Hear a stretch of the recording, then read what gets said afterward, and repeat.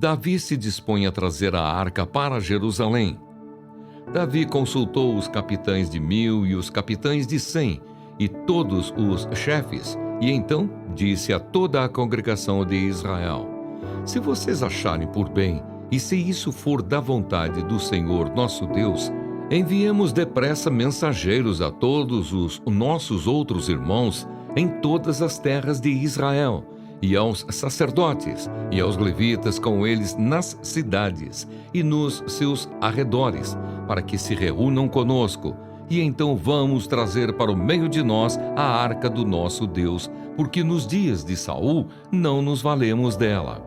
Toda a congregação concordou em fazer assim, porque isso pareceu justo aos olhos de todo o povo. Davi procura trazer a arca. Davi reuniu todo o Israel desde Sior, no Egito, até a entrada de Ramate, para trazer a arca de Deus de Quiriate-Jearim. Então Davi com todo o Israel foi a Baalá, isto é, a Quiriate-Jearim, que fica em Judá, para de lá trazer a arca de Deus, diante da qual é invocado o nome do Senhor, que se assenta acima dos querubins. Puseram a arca de Deus numa carroça nova e a levaram da casa de Abinadab. Uzá e Aiô conduziam aquela carroça. Davi e todo Israel se alegravam diante de Deus com todas as suas forças, com cânticos, com harpas, liras, tamborins, símbolos e trompetas. Quando chegaram à eira de Quidom, Uzá estendeu a mão para segurar a arca, porque os bois tropeçaram. Então a ira do Senhor se acendeu contra Uzá e o feriu, por ter estendido a mão para segurar a arca, e ele morreu ali diante de Deus.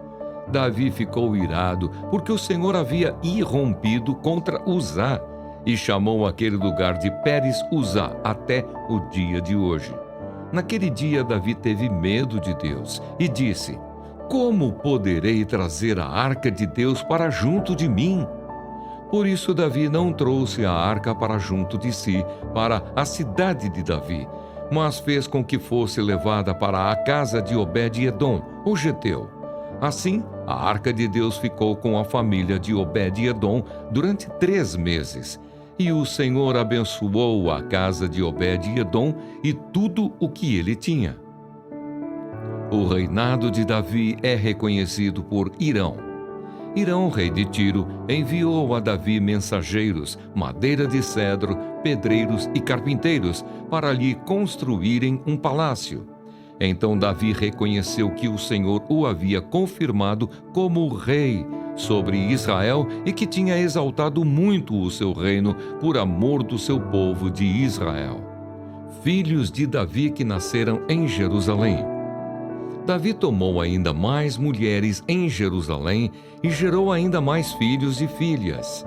São estes os nomes dos filhos de Davi que nasceram em Jerusalém: Samua, Sobabe, Natã, Salomão, Ibar, Elisua, Eupelete, Nogá, Nefeg, Jafia, Elisama, Beeliada e Elifelete.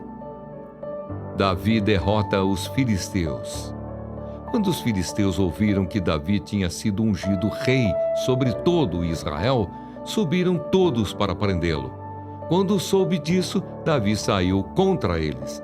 Mas os filisteus vieram e investiram contra ele no vale dos Refaíns. Então Davi consultou Deus, dizendo: devo atacar os filisteus? Tu os entregarás nas minhas mãos? O Senhor respondeu: vá, porque os entregarei nas suas mãos.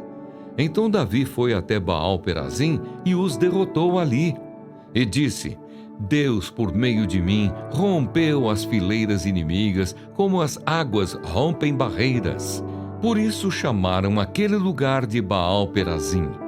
Os filisteus deixaram lá os seus deuses, e Davi ordenou que fossem queimados. Os filisteus tornaram a subir e fizeram uma nova investida no vale. De novo Davi consultou Deus, e este lhe respondeu: não vá atrás deles, mas rodeie por trás deles e ataque-os por diante das amoreiras. Quando você ouvir um barulho de marcha pelas copas das amoreiras, saia para a batalha. É Deus que saiu à sua frente para atacar o exército dos filisteus. Davi fez como Deus lhe havia ordenado e atacou o exército dos filisteus desde Gibeão até Gézer.